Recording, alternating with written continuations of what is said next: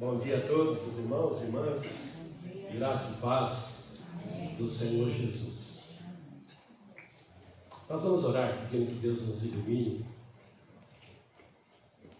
na condução desta palavra nesta manhã. Recline a sua cabeça, entre na dimensão do Espírito Santo. Não permita que o diabo roube aquilo que o Senhor tem para nós nesta manhã. Pai de amor, nós te louvamos, nós te bendizemos, porque já sentimos a tua presença em nosso meio aqui, Pai. Obrigado por cada versículo recitado por essas crianças que tem muito a ver, Senhor, com aquilo que temos para esta manhã. Isto revela que o Senhor é quem conduz as nossas mentes e corações, as nossas intenções. Tudo aquilo que preparamos, ó Deus, cremos pelo poder do Teu Espírito Santo, que é o Senhor mesmo que direciona todas as coisas. E queremos, ó Pai, que esta palavra, ela venha produzir frutos, ó Deus, dignos da Tua obra, dignos da eficácia que o Senhor tem em nossas vidas, por meio do Teu Espírito que opera em nós, e que nos faz, Senhor, sensibilizar, Senhor, e mais do que isso, ó Deus, renovar as nossas vidas diante da Tua presença, e a palavra nos movendo a nos consagrarmos dia após dia, Senhor, pois os dias são maus, mas o Senhor está conosco, e nós te louvamos e bendizemos, ó Deus. Oramos e te agradecemos em nome de Jesus. Amém. Amém. Primeiramente, a minha saudação, mais uma vez, ao conselho da igreja, na pessoa do reverendo Omar, os demais presbíteros, que confia a nós, mais uma vez, nesta manhã, a oportunidade de compartilharmos a palavra do Senhor. Eu falo sempre que me sinto muita vontade quando venho aqui. Tenho um carinho enorme por essa igreja, pela liderança dela, aqueles que já não estão conosco mais, né, como o nosso irmão Bill, pessoa que eu tinha um carinho muito grande, um homem dedicado à obra, um homem que se aplicou tanto, e eu tenho certeza que isso também está no coração dos irmãos aqui. Então, assim, meu carinho é grande sempre, e agradeço a confiança, viu, pastor? Porque confiar... Pastor, confiar a palavra para nós não é fácil, tarefa fácil, né? Mas assim, eu vou procurar ser breve, mas irmãos, uma coisa que eu sempre tenho dito é que o tempo para mim não é um problema. Mas eu sou presbiteriano, né? Então a gente prepara para falar 20, 25 minutos, mas Deus conduz todas as coisas. Amém? Vou convidar a igreja, mesmo assentada, estar acompanhando a leitura profeta Isaías. Nós vamos ler o capítulo 41, do 8 ao 13, e ainda no profeta Isaías 43, do 1 até o início do versículo 5, e mais um texto, 1 João 4, 18. Isaías 41, 8 a 13.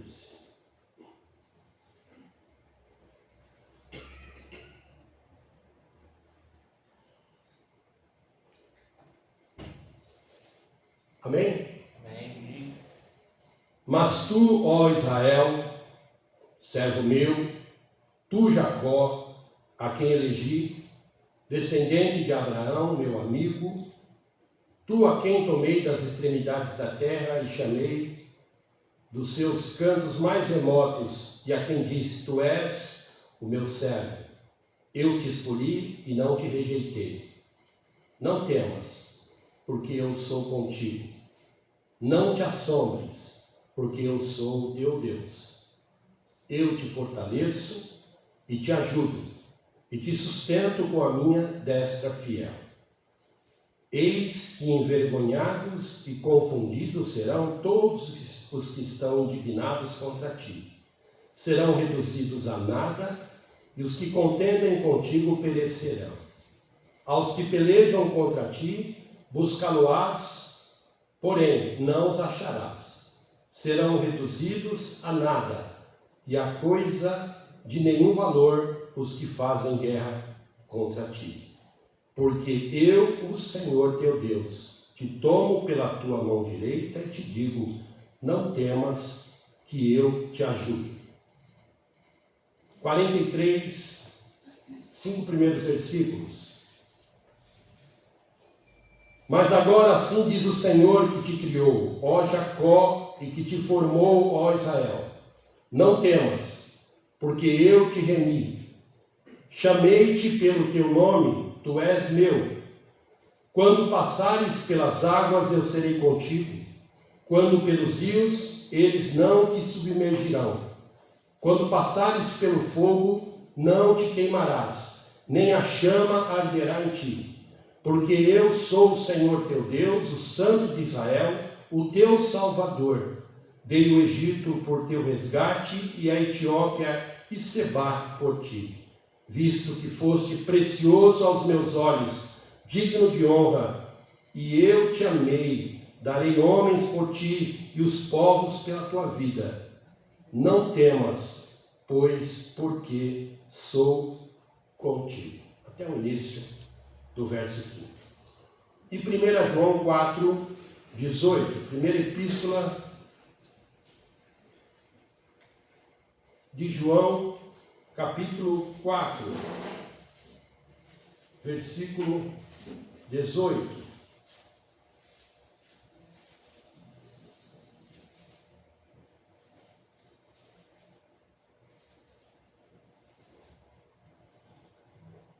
No amor não existe medo. Antes, o perfeito amor lança fora o medo. Ora, o medo produz tormento. Logo, aquele que teme não é aperfeiçoado no amor.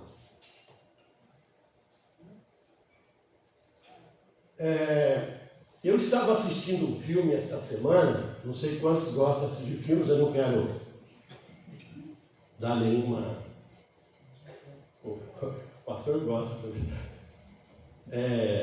Como é que é o nome mesmo que se dá quando você conta um trecho do filme que a pessoa ainda não assistiu? Spoiler. O spoiler. Aí. Eu não quero dar nem spoiler, até porque eu acho que esse filme é antigo.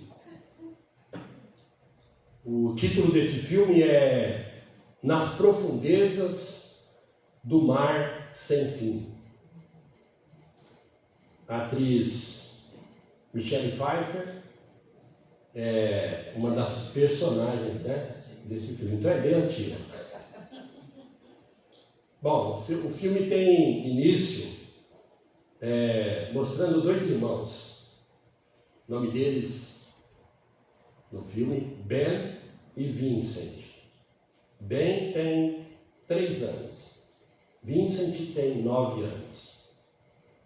E eles estão numa cidade, estado da América do Norte, estão brincando de esconde-esconde na casa dele, enquanto a mamãe e o papai estão se preparando para uma viagem que a mamãe fará por uma determinada cidade. Eles estão brincando de esconde-esconde.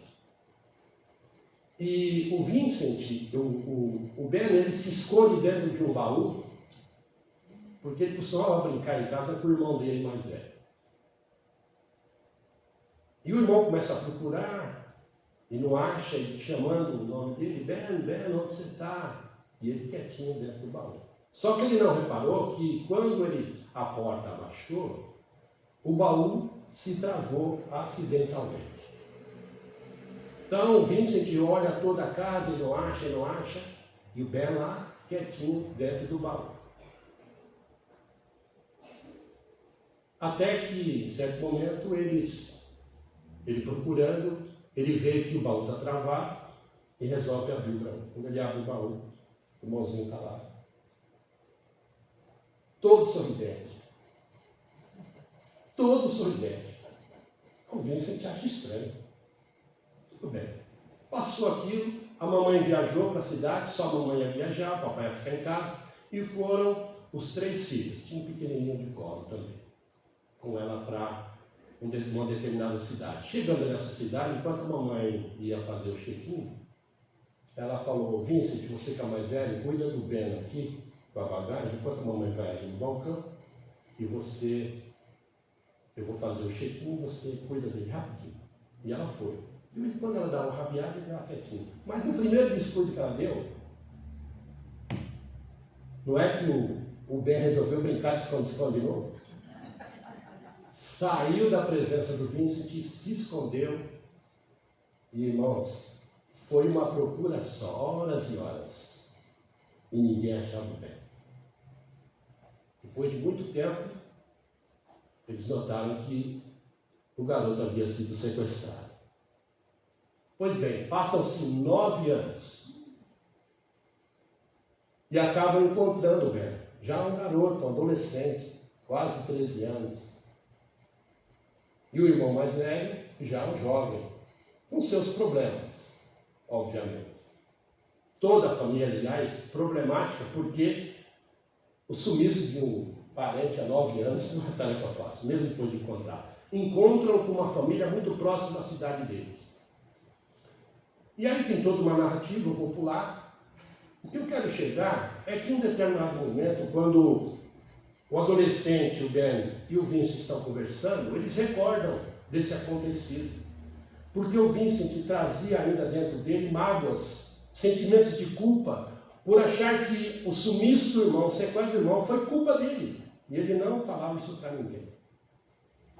E aí, durante a conversa, você lembra que você se trancou no baú? Aí o Ben falou: lembro. Eu falei: então, e você não teve medo? Eu fiquei assustado porque você não teve medo, você estava dando risada para mim quando eu te encontrei. Aí ele falou assim: Vincent, sabe por que eu não tive medo? Eu não tive medo porque eu sabia que você ia me encontrar. E essa parte do filme me chamou muita atenção, eu fiquei a semana pensando, e quando o pastor me convidou para pregar, eu falei: eu vou contar essa história e vou usar ela como referência para mim poder introduzir a minha temática. O meu tema, irmãos, nesta manhã é, por isso que eu falei que as crianças têm muito a ver. Deus é amor. Foi o que a criancinha falou. Deus é amor. E é Ele que lança fora o nosso medo. Amém? Amém. O significado da palavra medo é estado emocional que surge em resposta à consciência perante uma situação de eventual perigo. Vamos guardando isso. A ideia de que algo ou alguma coisa possa ameaçar a segurança ou a vida de alguém. Portanto, de uma forma bem clara para mim, significa que o medo ele vai se evidenciar quando diante das nossas fragilidades não temos suporte de alguém que nos possa proporcionar uma convicção de que de fato nós estamos seguros. Quando nós cantamos o hino, não sei se vocês sabem, 198, que segurança, nós cantamos: que segurança sou de Jesus, por Ele agora vivo na luz, de Deus herdeiro a mim me tornou, pelo seu sangue Ele me salvou.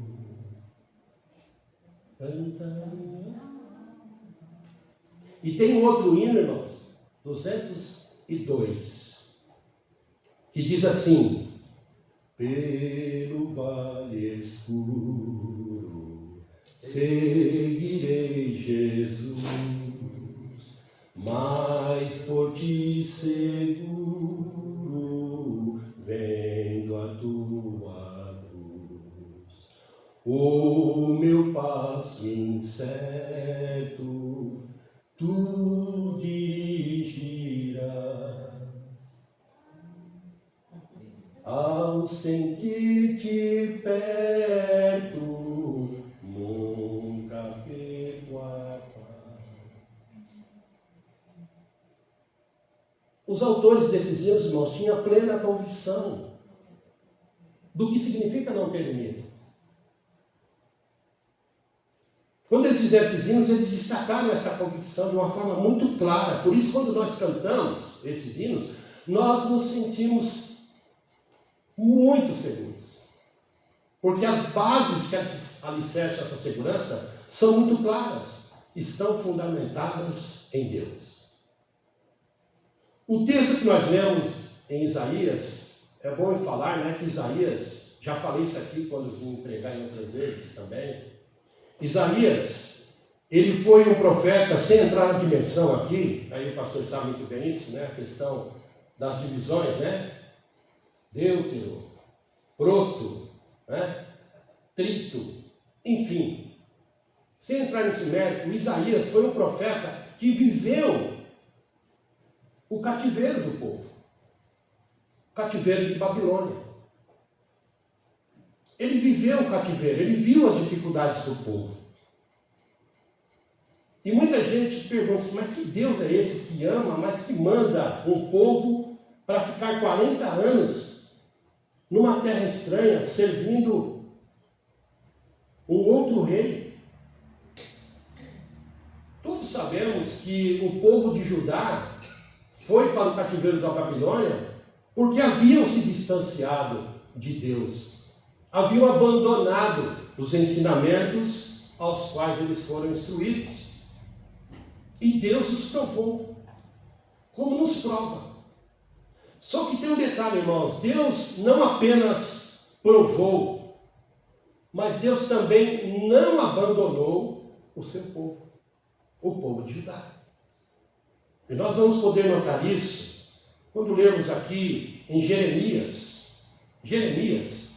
no capítulo 32, 16 a 25, Jeremias, que também vive o problema do povo no cativeiro e até a proeminência de ir para o cativeiro, ele vai e clama a Deus em favor do povo, para que Deus tenha misericórdia do povo. E aí Deus responde a Jeremias, no capítulo 32, 26 a 41. E ele fala que ele vai prover livramento para esse povo. Olha, eu vou dar Jerusalém nas mãos dos caldeus. Jerusalém vai ser oprimida por esse povo, mas eu não vou abandonar esse povo, eu vou trazer esse povo novamente à sua terra. Então Deus não permite na nossa vida prova além daquela que nós possamos suportar, porque Ele provê livramento. Amém? E é esse o sentimento que eu quero compartilhar aqui nesta manhã, irmãos. Eu quero compartilhar dessa palavra porque sei muito bem que Deus tem algo muito especial para nós aqui nesta manhã. Deus sempre trabalhou dessa forma, permitindo a prova, mas também permitindo o livramento. A Sônia acabou de dizer, o irmão estava enfermo.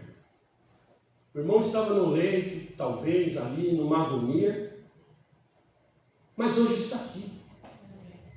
Eu, tempos atrás, estava aí com dengue também, mal, sabe? Sentimentos de morte passando pela mente da gente, porque é o que acontece quando você chega num estágio em que você sente a sua fragilidade, os medos vêm. O medo da morte vem. Por mais que a gente diga, eu não temo a morte, mas ele vem. Isso é certo. Mas o Senhor vem e nos coloca na rota certa, irmãos, da dimensão que nós devemos viver. É isso que Deus faz.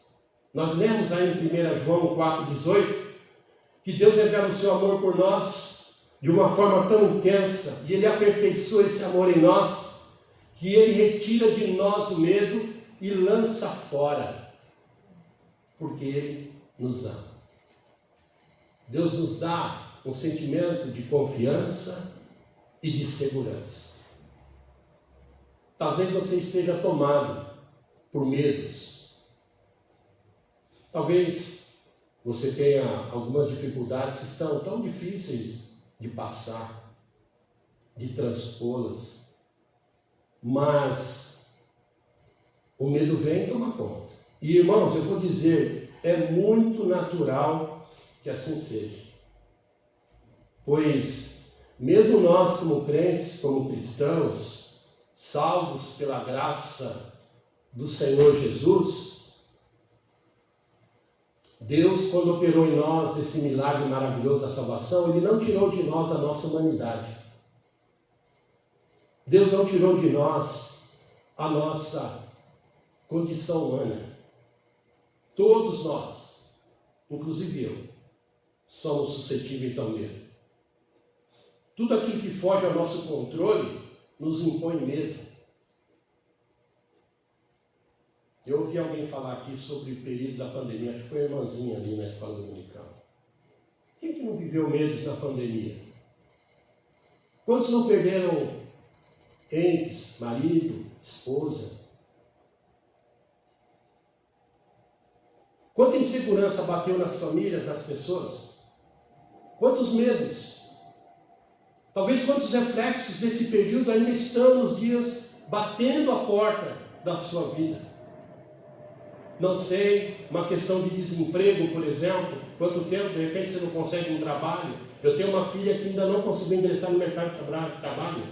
Imagine quantos aconselhamentos na minha casa para que minha filha não entre em depressão, para que ela não se abata. Quantas vezes orando com ela, falando com ela, aconselhando ela. Você se formou, você fez tudo, né? Você espera ter um trabalho para um casamento. Não aconteceu ainda, mas Deus vai prover. Quando você fala isso, você fica assim, Senhor, é isso para acontecer mesmo? Eu tenho que ter fé, eu tenho que aguardar, que é Ele que provê. E aí eu falo com ela, olha para trás, vamos ver as situações que nós já vivemos e que nós conseguimos transpor. Não com a nossa força, mas porque Deus veio em nosso corpo. E aí ela se anima, e ela fala, é verdade, pai. Então, nesses períodos, irmãos, como foi no período de pandemia e como agora, os nossos irmãos gaúchos também.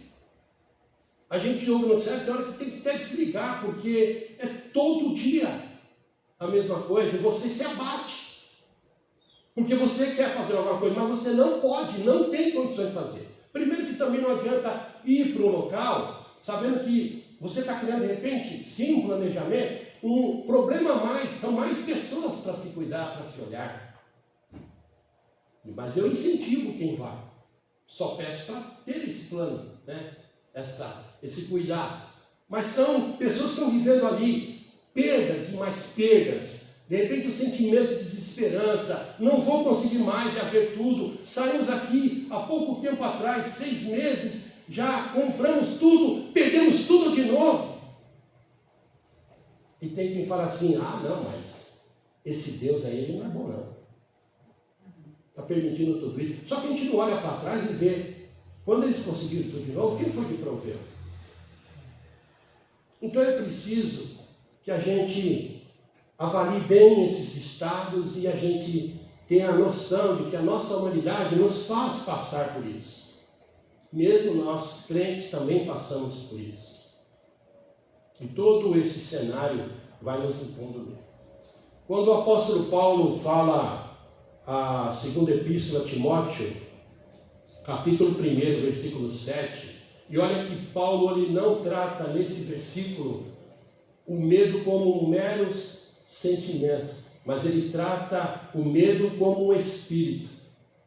Ele diz assim, Deus não nos tem dado espírito de covardia, ou seja, de temor, de medo, mas de poder e de moderação. É assim que Deus trabalha em nós. Paulo tinha essa certeza. Paulo tinha essa convicção. De que por mais que o sentimento seja de abatimento, Deus provê em nós um sentimento de amor e de moderação. Deus nos ensina a remir o tempo. E aí eu volto para o texto de Isaías 41, no versículo 10, nós vamos ver que quando o profeta Isaías começa a colocar todas as dificuldades ali diante de Deus, e Deus começa a falar quem foi que fez isso, quem foi que fez, quem criou todas as coisas, e vai dando toda a dimensão para Isaías. Deus responde a Isaías no versículo 10 e diz assim: não temas. Ele dá uma ordem, não temas. Mas ele não apenas dá uma ordem, mas Deus apresenta os motivos, e é aqui que eu quero entrar. Deus apresenta os motivos por que nós não devemos temer. Primeiro motivo, ainda no versículo 10, ele diz: eu sou contigo. Você não está só. Por mais que, na época que eu passei todo o vale que eu passei com a minha esposa, já falei isso, por mais que o sentimento era de estar só, eu não estava só. Minha família não está só. A família do nosso irmão Milton não está só. A sua família não está só. Você não está só. Porque a palavra de Deus essa manhã diz que você não deve temer, porque eu estou contigo. Amém? Amém. Eu estou contigo.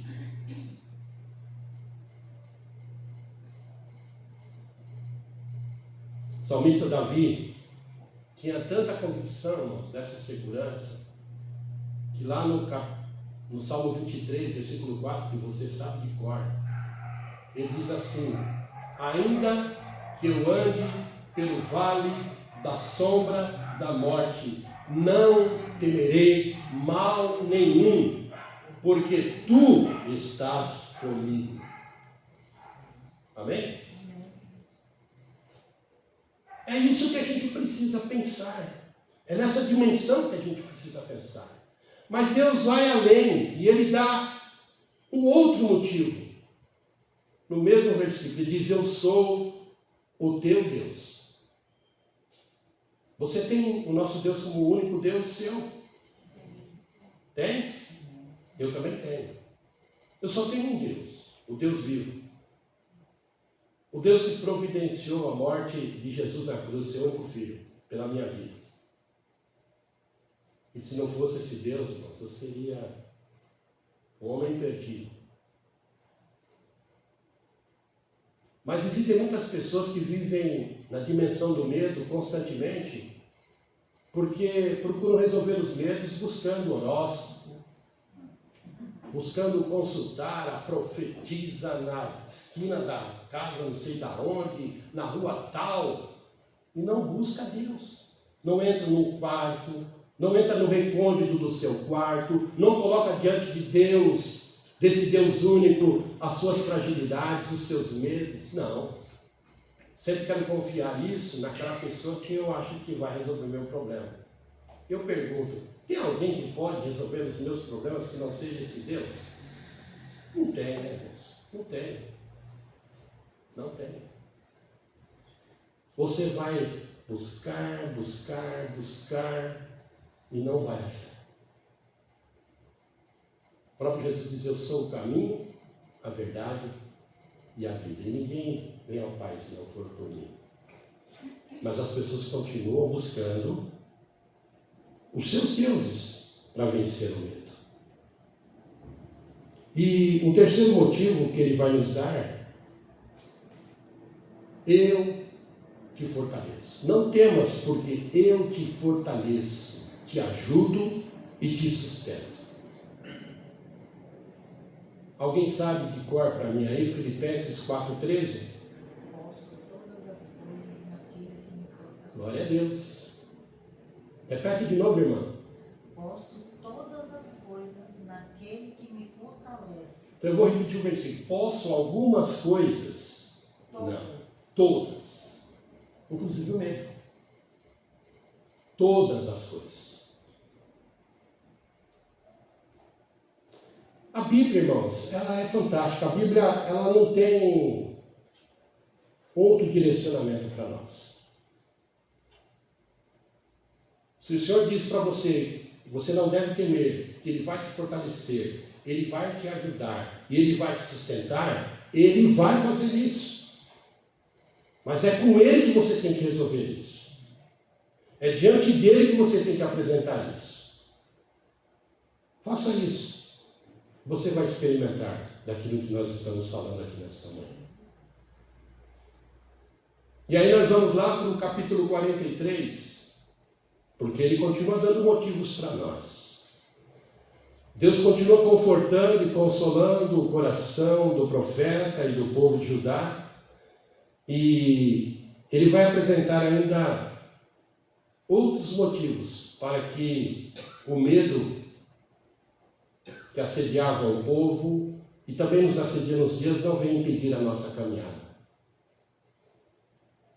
O verso 1, ele vai dizer que ele nos criou e nos formou. Quando compreendemos que foi Deus quem nos criou e nos formou, que nós, e aí vou entrar de novo com mais um pensamento científico, né? Que nós não somos fruto do acaso. Eu não sou fruto de uma teoria da evolução. Tem aqui um professor de história aqui, né? Eu não sou fruto, você não é fruto da teoria da evolução. Não, eu creio. Sim, Adão e Eva, conforme Gênesis diz, eu creio que eu vim dessa forma. Creio que Deus, quando me formou, me criou, Ele tinha um plano na minha vida, como tinha na vida do apóstolo Saulo. Eu te escolhi desde o ventre da sua mãe. E olha que interessante essa questão, porque essa convicção também está presente no livro de Salmo, no Salmo 139. Salmo 139, ele começa dizendo que, Senhor, Tu me sondas e me conheces. O que mais? Sabes quando me assento e quando me levanto. De longe penetras os meus pensamentos. É Deus. E sabe por que Ele faz isso, irmão? Porque foi Deus que nos criou, foi Deus que nos formou. E essa verdade Ele está apresentando como motivo para que o povo não temesse. E Ele continua ainda no Salmo 139, dizendo, no versículo 13, pois Tu formaste o meu interior, Tu me teceste no seio da minha mãe. Graças te dou, visto que por modo assombrosamente maravilhoso me formaste. As tuas obras são admiráveis e a minha alma o sabe muito bem. Então por que temer? Se nós temos um Deus único, um Deus que anda conosco, um Deus que nos fortalece, um Deus que nos sustenta, que nos ajuda e que nos formou de uma forma tão assombrosa no ventre da nossa mãe. Por que insistir sem recorrer a Ele? Por que relutar? Porque as nossas fragilidades impedem isso. E Ele ainda vai colocar um outro motivo. Eu te remi. Eu disse que eu tenho o Senhor como meu Deus único, porque Ele me proveu redenção. A palavra remir é exatamente isso. Deus não apenas nos criou, mas também proveu redenção a todos nós. Proveu para nós vida abundante. Proveu para nós vida abundante. As bases da nossa fé, irmãos, não estão alicerçadas em bases frágeis. As nossas convicções doutrinárias, como um povo reformado, de doutrina sólida, de doutrina centenária. A doutrina da nossa igreja não foi uma doutrina que nasceu por acaso, não. É mão de Deus. O que aconteceu no dia 31 de julho foi um redirecionamento da igreja, 31 de julho de 1903. E a igreja precisa valorizar os princípios doutrinários que estão baseados nas nossas convicções de fé. Eu tenho falado isso na classe catecúmenos. As pessoas que chegam, eu falo para elas, olha, você é frágil, mas você vai entrar na dimensão de um Deus que pode todas as coisas. Você vai continuar tendo problemas. Você não pensa que você vai vir para a igreja, se tornar membro e seus problemas vão acabar. Não vai acabar. Tem gente que não concorda com eu falo isso, porque acha que eu estou espantando a pessoa. Ela não vai querer fazer profissão de fé, não. Eu falo assim, não posso fazer nada. Eu não posso ensinar para ele de forma diferente. Por quê? Porque o que está se ensinando hoje não é isso. É que tudo é fácil. E quando eu não estou dentro do ambiente de prosperidade, eu sou um Zé Ninguém. Deus me coloca mais. Eu não sou abençoado. É isso. Então, Deus proveu para nós redenção, vida abundante. E aí, chamei-te pelo teu nome. Você tem o nome, Sônia, pastor, Omar tem nome, eu tenho nome. Apesar de ser um nome feio, Valdevino, eu já expliquei o significado desse nome aqui, vagabundo, vadio, sem vergonha, marginal. Não sei de onde meu pai tirou esse nome. Então, como não é o nome que faz a pessoa, mas o identifica, eu sou conhecido no meu bairro, na onde eu moro, no meu trabalho, por Valdevino. Tem um apelido, Val, mas meu nome é Valdevino. E quando Deus me chamou, Ele me chamou pelo Valdevino. É assim. Ele chamou José, as Marias, as Eunices, as Sônias, Terezas. Você tem um nome. E o nome te identifica. O nome te identifica. Porque Deus te conhece. Deus conhece os seus medos. E Ele quer lançar os seus medos para longe. Para longe. Tantos personagens da Bíblia tiveram medo.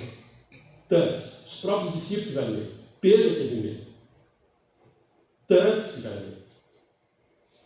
Me vem à memória Elias, fugindo de Jezabel. Livro de 1 Reis. Capítulo 19. Eu anotei aqui. Elias fugindo para o Monte Horebe. E aí chega um determinado momento, ele para. Deserto. Ele para. Para e deixa ali o servo dele e segue. Só que aí ele está com medo de Jezabel. Sabe o que ele faz? Ele se esconde numa caverna. Ele entrou na caverna. Falou, agora resolvi meu problema. Agora estou protegido. Nós não estamos falando, irmão, de qualquer pessoa. Nós estamos falando de Elias. O que Elias fez? Um pouco antes. O que ele tinha visto? Ele clamou ao Deus diante dos adoradores de Baal, sacrificando. E o pessoal se cortando e clamando pelo Deus dele. E ele deu chance. Vai clamando. Quem sabe ele esteja ocupado com outra coisa. Ele vai atender vocês. E vai, nada. Depois de muito tempo, ele falou, bom, agora é comigo. O que ele fez? Elias, o mesmo que estava com medo. Clamou ao Deus vivo. E Deus mandou fogo do céu. E lambeu a água. Ele não colocou querosene, combustível, ele colocou água. Tudo, que a água escorria das pedras. E o fogo veio e lambeu tudo. E esse é o termo que usa lá. Lambeu tudo. Mas Elias teve medo. E Deus chamou Elias, pelo nome dele, Elias, o que você está fazendo aí? Senhor, Jezabel falou que ia matar nós. Eu vim aqui. Elias, sai daí. Continua o teu caminho. Faz isso. Nomeia o rei. Faz isso. Nomeia o novo profeta. Eliseu. E sabe o que aconteceu com Elias? Depois que fez tudo isso? Uma carruagem de fogo o levou para o céu.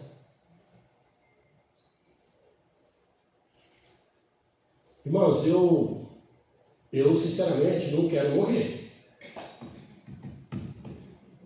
Mas eu tenho uma convicção de que o dia que o Senhor me chamar,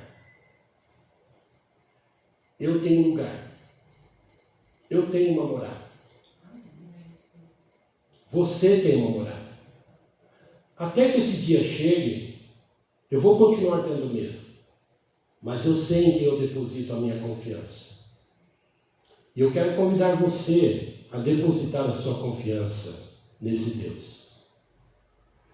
Eu quero convidar você a entrar na dimensão do último motivo que eu anotei aqui. Tem mais, mas eu anotei aqui. Deus fala assim: não temas, porque tu és meu. Um dos versículos que eu gosto na Bíblia, 1 Pedro 2,9. Vós, porém, sois raça eleita, sacerdócio real, nação santa, povo adquirido, povo de propriedade exclusiva de Deus. Você não é pouca coisa, não. Eu não sou pouca coisa.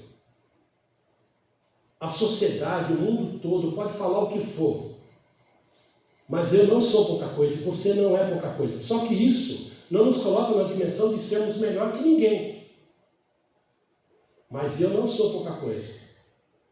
Porque eu sei, quando eu estava uma vez indo para o meu compromisso de trabalho, indo lá para Itapecerica da Serra, no cartório, e o meu carro, na volta, foi abalroado por um ônibus, com aproximadamente 12 pessoas, no período em que estava tendo uma greve de caminhões lá no Rodoanel, o período ali da pandemia, e bateu meu carro, e deu perda total. E meu carro girou, para mim girou umas 3 vezes. Eu lembro muito bem, quando o ônibus vinha, que não viu meu carro parado, e bateu, eu só segurei no volante e falei: Senhor, agora é contigo. Foi a minha oração. E hoje estou aqui. Maio de 2018.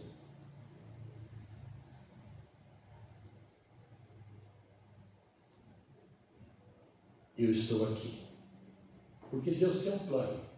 E eu não saio daqui enquanto Ele não quiser. Porque o dia que Ele me chamar, eu posso ter o medo que tiver. Mas uma coisa é certa. Eu sei que Ele vai vir ao meu encontro, vai me confortar, vai me dar o alento e vai me fazer entrar na dimensão do amor dEle. Porque eu sou propriedade dEle. Eu pertenço a Ele. Você pertence a Ele. Eu quero concluir dizendo que o fato de você ter medos, da Bíblia nos ensinar, como vimos hoje, que nós não devemos ter medo, não implica que nós somos blindados de viver situações que nos causem medo. A nossa fé não nos imuniza de adversidades que resultam em medo, mas a fé nos move a confiar no livramento que Deus vai nos proporcionar. Quero encerrar lendo com vocês aí os versos 1, 2 e o início do 3a. Ainda aí, 43. Mas agora, assim diz o Senhor que te criou, ó Jacó, e que te formou, ó Israel. Não temas, porque eu te remi. Chamei-te pelo teu nome, tu és meu. E aí, quando passares pelas águas, eu serei contigo. Quando pelos rios, eles não te submergirão. Quando passares pelo fogo, não te queimarás, nem a chama arderá em ti. Porque eu sou o Senhor teu Deus, o Santo de Israel, o teu Salvador. Amém? Eu quero convidar você que tem passado por medos, por insegurança, a vir aqui à frente. Nós vamos orar pela tua vida, nós vamos abençoar a tua vida. Eu, irmãos, não sou nada, eu também tenho medos. Mas eu quero orar por você, eu quero que a gente aproveite hoje aquilo que Deus colocou no nosso coração, isso que nós compartilhamos, e vamos colocar Deus à nossa frente. Eu não sei o que te trouxe aqui nesta manhã, a expectativa que você tinha ao ouvir a palavra, mas uma coisa é certa, eu creio que há pessoas aqui entre nós que têm muitos medos. Como eu tinha medo do escuro, antes de me converter. E eu falo: Senhor, não, tenho medo de morrer. E eu lembro muito bem quando eu fiz minha catecúmenos, com o pessoal de Quitaúna, época dos homens, Aronides. E eu fui para a igreja um dia, pensando um monte de coisa. E na hora do apelo, o pastor pregou exatamente sobre o medo. E eu fui. Toda a igreja foi chamada. Quando eu vi, eu estava em pé na frente. Eu já tinha 19 anos, já era líder de jovens, mas eu não tinha convicção. 3 anos eu estava atuando plenamente na liderança. Mas a partir dali, de 1979, Deus começou uma obra nova na minha vida. Então eu quero convidar você a vir aqui, à frente. Você que quer vir à frente.